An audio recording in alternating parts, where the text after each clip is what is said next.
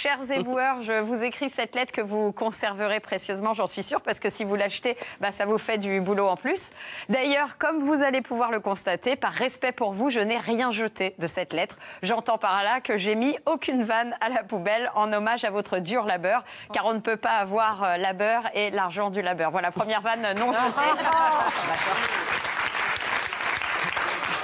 Oui, j'ai rien jeté. Vous allez voir, c'est assez drôle. Vous êtes, cher éboueur, chargé depuis 1883 de collecter les poubelles. On l'a dit, comme qu'on appelle comme ça grâce au préfet Eugène Poubelle, qui a donc donné son nom à l'objet. Et là, on se dit heureusement qu'il ne s'appelait pas Eugène Crétin, parce que s'il avait rendu obligatoire le ramassage des crétins, vous auriez eu encore plus de boulot.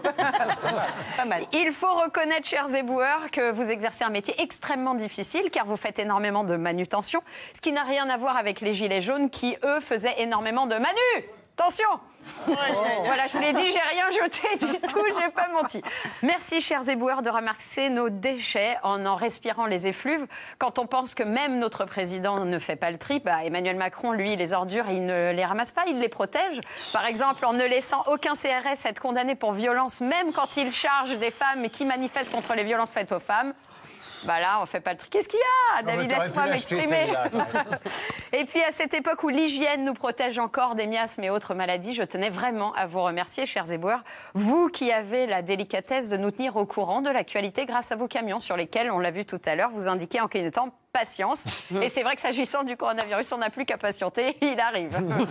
Bref, chers éboueurs, vous vous levez aux aurores pour que nos rues soient comme Fabrice, ébouées. Voilà, j'ai rien jeté, je l'ai dit. Donc je le dis, vous vous levez à l'heure où blanchit la campagne pour que nos avenues soient propres et belles. Bref, s'il y a des hommes qui peuvent comprendre que nous, les femmes, on mette notre réveil à 5 h du matin parce qu'on doit se laver les cheveux, c'est bien vous. Voilà. Et c'est vous aussi qui vous salissez les mains pour que donc, nos avenues soient comme le Valois-Perret, enfin débarrassées des vieilles saletés. J'ai dit, j'ai vraiment rien jeté. J'ai vraiment rien jeté, c'est comme ça. Bon, bref, à Paris, à l'aube, on n'a peut-être pas le cuicui des oiseaux, mais on a le bip-bip des camions poubelles. Et c'est pas les mésanges qui vont ramasser nos ordures. Et oui, dans la réalité, les mésanges ne servent strictement à rien. C'est pour ça qu'on les appelle les mésanges de la télé-réalité. Et hop, encore une, j'ai échappé à la poubelle. C'est pas la dernière. Sans vous, chers Reapers, oui, on vous appelle aussi des Reapers, car vous êtes sans Reaper et sans reproche.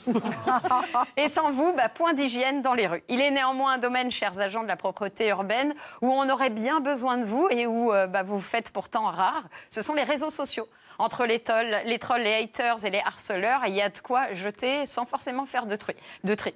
Car en vérité, chers éboueurs, vous êtes un peu comme des préservatifs. C'est-à-dire on ne prend conscience de votre importance que lorsque vous n'êtes pas là et qu'on réalise à quel point on a besoin de vous. C'est pourquoi, même si vous ne ramassez pas les ex, quand on les jette, même dans les encombrants, il me semblait vraiment important de vous rendre hommage, chers éboueurs. Vous dont les conditions de travail sont si difficiles à cause de la circulation, de l'énervement des citoyens, des infections, des coupures, des vibrations, du bruit, de la manutention, mais surtout des chroniques dans lesquelles on n'a jeté vraiment aucune vanne en votre honneur. Merci beaucoup, Léa.